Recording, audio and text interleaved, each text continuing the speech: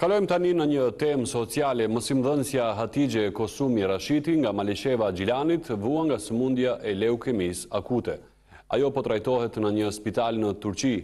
Familjarët janë përkushtuar me të gjitha forcat materiale, por për vazhdimin e trajtimit të mëtejshëm nuk kanë fuqi ekonomike, me që sipas mjekëve nevojiten edhe 190.000 euro për të vazhduar tretmanin mjekësor. Diagnostikimi me leukemi akute nga ana e mjekëve të QKUK-s rezultoi se Hatixhe Kosumi Rashiti duhet të vazhdonte trajtimin mjekësor jashtë vendi. Ajo po trajtohet në një spital në Turqi.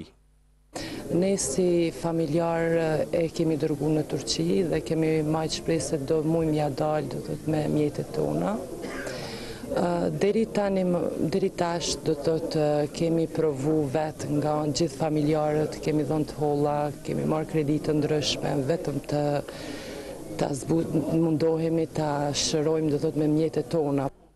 I vëllai i pacientës thotë se kostoja e drejtashme qëndrim dhe trajtimit të motrës së tyre ka rritur në 80.000 euro, ndërsa për vazhdimin e mjekimit nevojiten në 190.000 euro.